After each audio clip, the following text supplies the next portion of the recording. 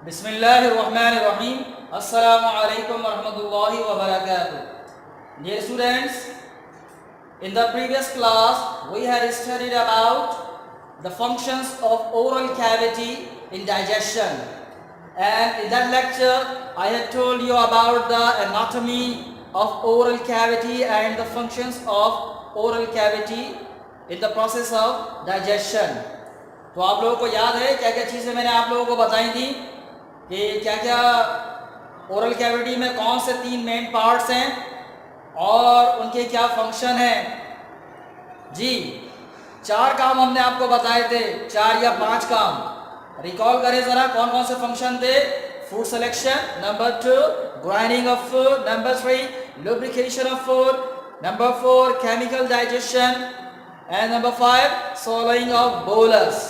Okay, एक और important चीज़ जो पिछले लेक्चर में हमने डिस्कस की थी वो आपके जहन में रहना चाहिए, वो ये कि फूड जो कंपोनेंट होते हैं प्रोटीन, कार्बोहाइड्रेट एंड फैट, उसके लिहाज से माउथ में फूड का कौन सा पोर्शन डाइजेस्ट होना शुरू हो जाता है? कार्बोहाइड्रेट। कौन सा एंजाइम है? सलाइवा में। सलाइवा में सलाइवरी अमाइलेज होता है, वो फंक्शन, उसका एक्शन किस पर है? कार्बोहाइड्रेट या स्टार्च पर है। ओके, आज हम बात करने जा रहे हैं फंक्शंस ऑफ स्टमक के। तो सबसे पहले जैसे हमने पिछले टॉपिक में ओरल कैविटी के बारे में पढ़ा था, पहले आप स्टमक की थोड़ी सी एनाटॉमी देख लें कि स्टमक कैसा होता है, कौन कौन से उसके पार्ट हैं, फिर उसके बाद इंशाल्लाह उसके फंक्शन पढ़ते हैं। स्टमक के बारे में आप पहले भी पढ़ते रहे ना, तो stomach is the part of digestive system. पुरानी बात है, स्टमक के अपने पार्ट कौन कौन से होते हैं? तो स्टमक में मेनली 3 पार्ट हैं। This is the diagram of the stomach. Number 1 part जो ऊपर नजर आ रहा है आपको, ये हिस्सा क्योंकि दिल के करीब होता है, दिल के करीब होता है इसलिए इसका नाम है थायरॉइड एंड। सही है, मैदे का ये वो सिरा है या वो हिस्सा है जो दिल के करीब होता है, हार्ट के करीब होता है, इसलिए इसे क्या कहते हैं? Thyroid and. उसके बाद जो मेन जो पूरी बॉडी है, ठीक है, स्टमक की बड़ा हिस्सा जो ऊपर का फूला हुआ हिस्सा होता है स्टमक का, वो क्या कहलाता है? फंडस। और उसके बाद जो निचला हिस्सा है ये कहलाता है pyloric and. Okay, so this is the anatomy of stomach. और स्टमक में 2 दरवाजे हैं, एक ऊपर की तरफ ओसोफेगस और स्टमक के दरमियान, ये कहलाता है कार्डियक स्फिंक्टर। यहां से ये रास्ता मुस्तकिल बंद रहता है, ये सिर्फ उस वक्त ही खुलता है जब खाने को ओसोफेगस से स्टमक में आना हो। ओके, उसके बाद दूसरा दरवाजा पाइलोरिक एंड पर है, ये कहलाता है पाइलोरिक स्फिंक्टर। ये भी बंद रहता है, ये उस वक्त खुलता है जब खाने को स्टमक में से गुजर के आगे स्मॉल इंटेस्टाइन में जाना हो। ओके, तो ये 2 दरवाजे हैं। नंबर 1 क्या है? Cardiac sphincter and number 2 pyloric sphincter. और अब बात करते हैं स्टमक के फंक्शन के बारे में। तो पिछले लेक्चर को थोड़ा सा रिकॉल करें कि हमने आपको बताया था स्टमक में जो खाना पहुंचता है वो किस फॉर्म में पहुंचता है, उसके लिए खास वर्ड इस्तेमाल किया था हमने, खास टर्मिनोलॉजी है। ओरल कैविटी से जब खाना ओसोफेगस से गुजरता हुआ स्टमक में पहुंचता है तो उसके लिए एक नाम इस्तेमाल किया था, किस फॉर्म में होता है? उसे कहते हैं बोलस। याद आया? बोलस। तो बोलस ओसोफेगस से गुजरकर कहां पहुंच गया? स्टमक में। चलें बोलस को यहां पहुंचा देते हैं, इसको शो कर देते हैं थोड़ा सा ताकि आपको क्लियर हो जाए। ये बोलस स्ट्रक्चर में खाना होता है, ये यहां से गुजरता हुआ कहां आएगा? स्टमक में। ओके, खाना यहाँ स्टमक में आ गया। अब असल हमारा आज का जो टॉपिक है वो यही है कि स्टमक में इस खाने के साथ क्या होना है।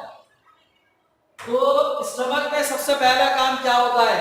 जैसे ही स्टमक में ये बोलस रिसीव होता है, फौरी तौर पर स्टमक की जो दीवारें हैं, जो स्टमक के मसल्स हैं, जो दीवारें हैं, उन दीवारों में ग्लैंड्स पाए जाते हैं। उन ग्लैंड्स को कहते हैं गैस्ट्रिक ग्लैंड्स। क्या कहते हैं? Gastric glands. इन ग्लैंड से सिक्रीशन निकलना शुरू हो जाती है और ये सिक्रीशन कहलाती है गैस्ट्रिक जूस। ओके, जैसे ही खाना स्टमक में एंटर होता है फौरी तौर पर स्टमक की दीवारों से गैस्ट्रिक ग्लैंड जो होते हैं वो गैस्ट्रिक जूस रिलीज करना शुरू करते हैं। सबसे पहला काम ये होता है। ओके, अब इस गैस्ट्रिक जूस में क्या क्या होता है और वो खाने पर किस तरह एक्ट करता है और खाने का या फूड का कौन सा पोर्शन यहाँ डाइजेस्ट हो जाता है उसके बारे में पढ़ लेते हैं। तो बुनियादी तौर पर गैस्ट्रिक जूस में 3 कंपोनेंट्स हैं। Okay, number 1 mucus, number 2 HCl stands for hydrochloric acid, okay, and number 3 pepsin. वैसे पेप्सिन नहीं होता, यहाँ पेप्सिनोजिन होता है, लेकिन क्योंकि पेप्सिनोजिन जो है वो एक्टिव फॉर्म नहीं है, पेप्सिनोजिन एंजाइम की एक इनएक्टिव फॉर्म है। एक्टिव ये जब होती है जब ये पेप्सिन में कन्वर्ट होता है। ओके, इसलिए हमने यहाँ पर पेप्सिन लिखा है। वैसे एक्चुअल जो गैस्ट्रिक जूस में एंजाइम होता है वो क्या होता है? पेप्सिनोजिन। तो ये 3 चीजें पाई जाती है गैस्ट्रिक जूस में। Number 1 mucus, number 2 hydrochloric acid and number 3 pepsinogen. Okay, तीनों के अलग-अलग काम है। यही स्टमक के फंक्शन है, जो तीनों काम इन तीनों के हैं वही स्टमक के फंक्शंस हैं। सबसे पहले बात करते हैं म्यूकस के बारे में कि what is the function of mucus in stomach. Mucus protects walls of stomach from HCl। ये जो मैदे की दीवारें हैं ना, इन्हें म्यूकस प्रोटेक्ट करता है। किससे? HCl से। हाइड्रोक्लोरिक एसिड एक कंसंट्रेटेड जो है वो एसिड है और स्ट्रॉन्ग एसिड है जो मैदे की दीवारों को भी गला सकता है। खाने पर भी ये एक्ट करता है और मैदे की दीवारों को भी नुकसान पहुंचा सकता है। तो इसीलिए अल्लाह रब्बुल इज्जत ने इसके साथ म्यूकस रखा है। ये म्यूकस एसिड से दीवारों को महफूज रखता है। तो म्यूकस का क्या फंक्शन है? Protects wall of stomach from hydrochloric acid. Okay, उसके बाद HCl क्या करता है? HCl converts pepsinogen into pepsin. मैंने आपको बताया कि गैस्ट्रिक जूस में जो एंजाइम होता है वो पेप्सिनोजिन होता है, लेकिन पेप्सिनोजिन एंजाइम की एक्टिव फॉर्म नहीं है। ये फूड पर अमल नहीं करता, ये इनएक्टिव फॉर्म ऑफ एंजाइम है। तो HCl हाइड्रोक्लोरिक एसिड पेप्सिनोजिन को कन्वर्ट कर देता है किसमें? पेप्सिन में। यानी HCl पेप्सिनोजिन को एक्टिव कर देता है या एक्टिव फॉर्म में तब्दील कर देता है ताकि पेप्सिन अपना काम कर सके। ओके, तो ये एक काम हो गया हाइड्रोक्लोरिक एसिड का।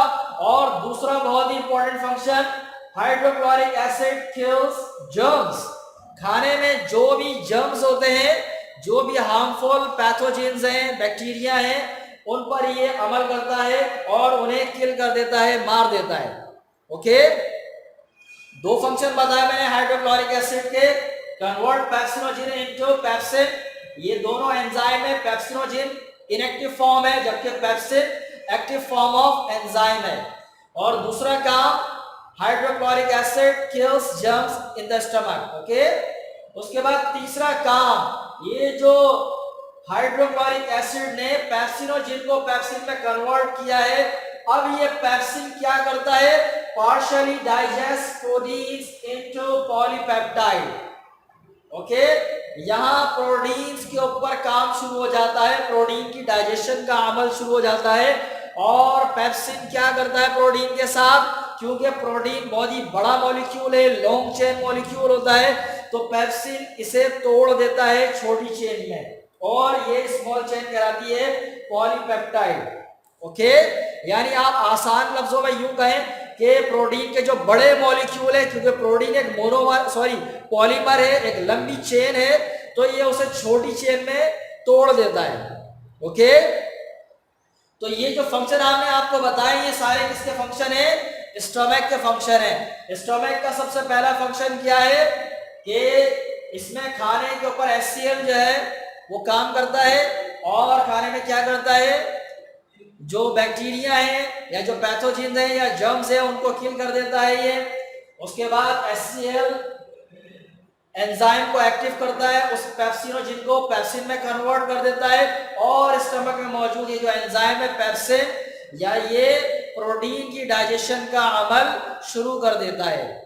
अब इन तीनों के काम करने से खाने के साथ क्या होता है? एक काम जो हमने आपको शुरू में नहीं बताया, क्योंकि वो काम बाद में होता है।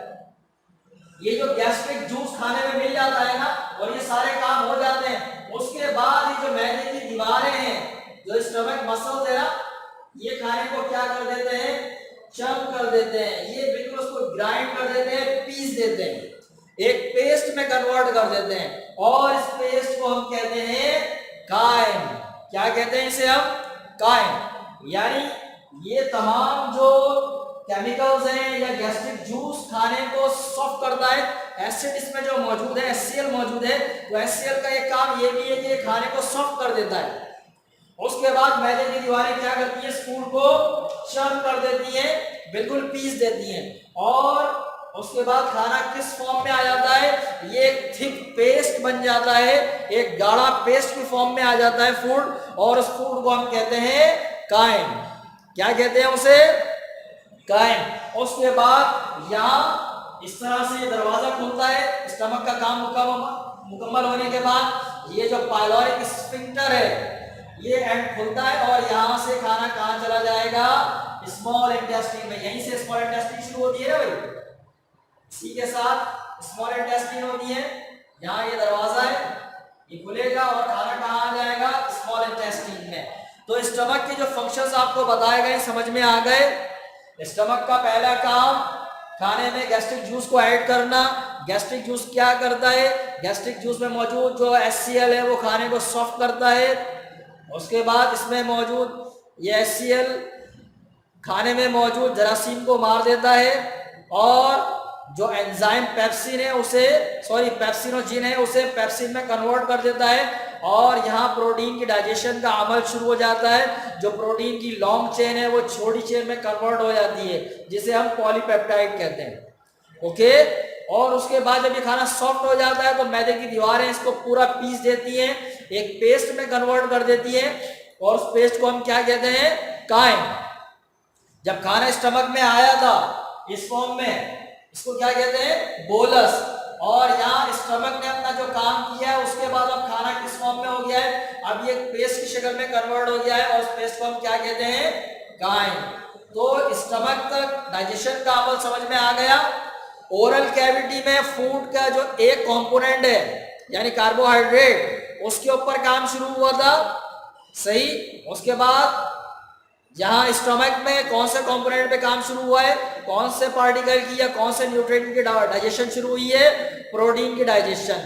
कार्बोहाइड्रेट की डाइजेशन ओरल कैविटी में शुरू हो जाती है, जबकि प्रोटीन की डाइजेशन का अमल स्टमक में शुरू होता है। अभी तक फैट के साथ कुछ भी नहीं हुआ है। ओके, फैट के साथ, मिनरल्स के साथ, वाटर के साथ कुछ भी नहीं हुआ है, ये एज इट इज खाने में मौजूद है। इनके ऊपर जो काम है वो एलिमेंट्री कैनाल के अगले हिस्से में होगा, यानी स्मॉल इंटेस्टाइन में। तो इंशाल्लाह अगली क्लास में हम small intestine and large intestine के फंक्शंस के बारे में पढ़ेंगे कि इनमें किस तरह डाइजेशन का अमल होता है, और ये डाइजेशन के अमल में किस तरह अपना किरदार अदा करते हैं।